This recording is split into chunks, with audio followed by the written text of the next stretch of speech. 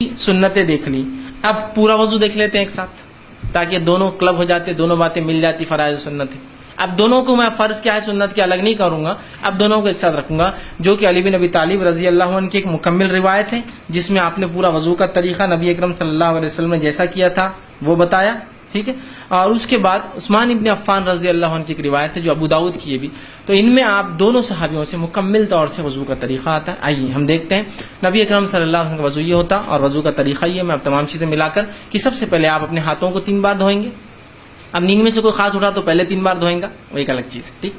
और फिर मिसवाक कर लेंगे। वजू की पहले की चीज़ें हैं ये कि वजू बिल्कुल मैं खास वजू बता रहा हूँ, तो मिसवाक वो सब पार्ट है उसका, लेकिन वो तो आप समझ गए, वो आपको अलग से करना।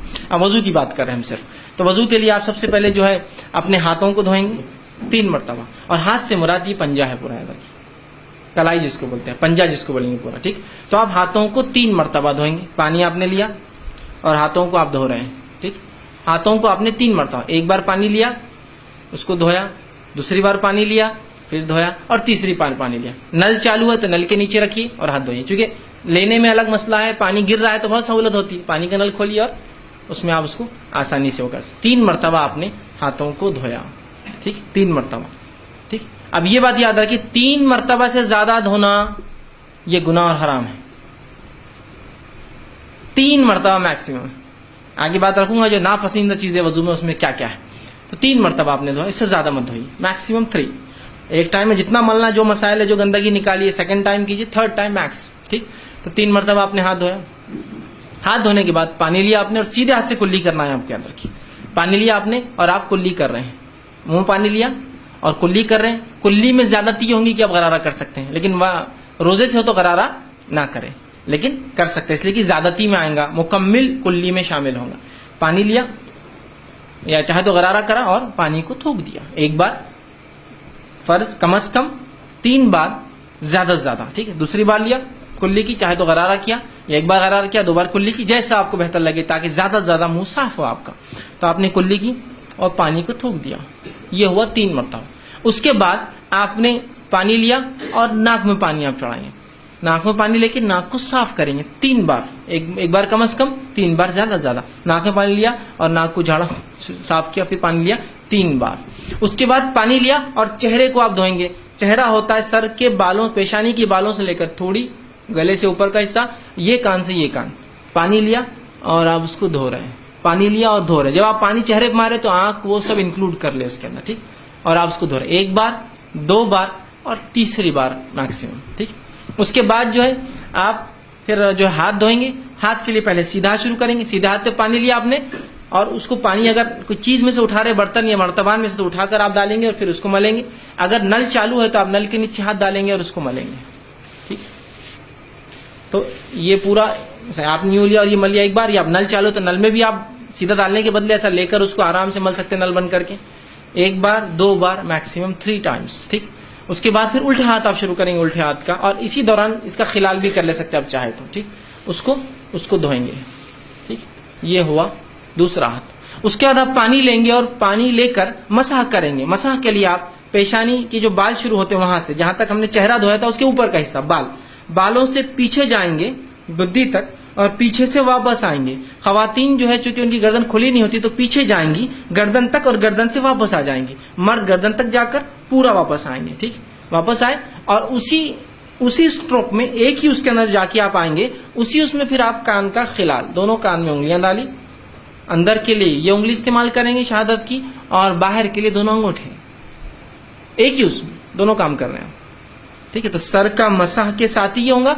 नबी अकरम सल्लल्लाहु अलैहि वसल्लम से अलग से पानी लेना इस मामले में साबित नहीं, लेकिन उन्मा कहते हैं अगर सूख जाए मुकम्मिल और पानी बचा ही ना हो तो अलग बात है, आप ले ले, लेकिन उमूमन आप ऐसा करके एक करें। हो गए कान।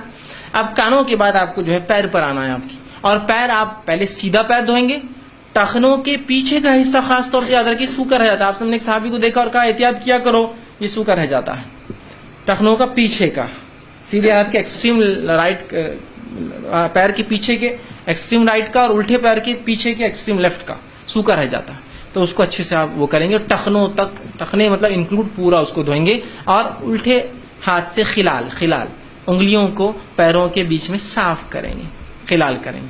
तो ये हुआ वजू, याद रखिए। 1 बार कम से कम धोएंगे, 3 बार ज्यादा धोएंगे, पानी का कम से कम इस्तेमाल करेंगे, ठीक है। इसलिए कि पानी को ज्यादा बहाना, उसकी ज्यादती, उसको इसराफ करना, शरीयत ने जो है इस बात को बिल्कुल जो है पसंद नहीं किया है, याद रखिए। इसी तरह एक गलत फहमी जो होती है वो ये है कि हम लोग जब मसाह करते हैं सर का, तो मुख्तलिफ इलाकों में मुख्तलिफ मसाह के तरीके होते हैं। कुछ जगह मसाह का तरीका इस तरह से होता है कि एक आदमी मसाह करता है, मतलब यहां से शुरू होता है, हर चीज को वो बोसा लेते हुए चलता है ऊपर की तरफ और फिर पीछे जाता है। कुछ लोग होते पीछे जाते चूम कर। चूमना यहाँ साबित नहीं है सुन्नत से, ठीक। चूमते हैं, नाक को भी हाथ लगाते हैं, पेशानी को लगाते हैं। कुछ लोग चूमते और पेशानी पे जाते हैं, कुछ लोग चूमते नहीं और आके जाते हैं, आंख पे हाथ लगाते हैं। ये कुछ भी साबित नहीं है। आपको सिर्फ भिगाना है और पीछे गए और आगे आ गए, इसमें चुभना और वो करना साबित नहीं। एक दूसरा, कुछ लोग गर्दन का मसाह करते हैं, गर्दन का मसाह करते हैं, उसका मुख्तलिफ तरीके ऐसा भिगाना, ये उसके इतने फायदे फला है। गर्दन का मसाह किसी सही रिवायत से साबित नहीं है। इसके अपने फायदे होंगे, फायदों से हमको इनकार नहीं, इसलिए कि जिस्म को धोने के फायदे होते ही है, तो आप अलग से धोइए उसको, आपको धोना है तो। लेकिन गर्दन का स्पेशल मसाह, हाँ गुद्दी पे जाने तक कुछ पानी चले जाए कोई मसला नहीं, स्पेशल मसाह करना ये सुन्नत से साबित नहीं है। किसी सही रिवायत से गर्दन का मसाह करना साबित नहीं है, याद रखिए, ठीक है। तो लिहाजा आप पानी हाथ डाला, सीधा हाथ को ले गए, वापस लाया, कानों का खिलाल किया, ये काम फिनिश। कोई चुभना और कोई गर्दन का मसा इसके बाद साबित नहीं। बहुत से लोग यूं करके यूं जाने के बाद हर इबादत में उनको अपनी शक होता है, और शक क्यों ना हो, मौलवी साहब बताते हैं एहतियातन, जैसा जुमा की नमाज 2 रकात फर्ज है, एहतियातन जोहर पढ़ लेना, तो वो एहतियात करते। एहतियात क्या करते हैं, देखिए सर का मसाह करते, पहले तो यूं बहुत चुमते ऊपर तक जाते हैं, ये एहतियात, मतलब ये भीगा नहीं होगा तो ये भीगा नहीं होगा तो ये भीगा नहीं होगा। फिर वापस आने के बाद कान का खिलाल करने के बाद एक्सरसाइज शुरू होती, ship ship ship ship ship, कुछ तो भी ऐसा बहुत देर तक यूं यूं यूं यूं करते। क्यों, बोले एहतियातन ये सूखा रह गया होगा तो, एहतियातन ये सूखा रहेगा, एहतियातन ये सूखा रहेगा, एहतियातन। अरे पहले 3 बार धो लिया ना बेवकूफ आदमी, अब क्या एहतियात फिर से? फिर तो एहतियातन फजर की 2 पढ़ के फिर 2 पढ़, फिर जोहर की 4 पढ़ के फिर 4 पढ़, जकात देने के बाद डबल जकात दे एहतियातन, पहली कबूल नहीं होंगी तो, हज करने के बाद फिर एक हज करे थे। एहतियात मतलब उम्मत को हर चीज में शक में डाल दिया। ये एहतियातन क्यों, 3 बार तुम धो चुके हो ना पहले इतनी एहतियात से, अब क्या एहतियात की जरूरत है? तो मसाह करने के बाद ऐसा बैठ जाते, और बिल्कुल एक वो तरीका रहता, उसके लिए ऐसा क्लासेस लगाना पड़ेंगे।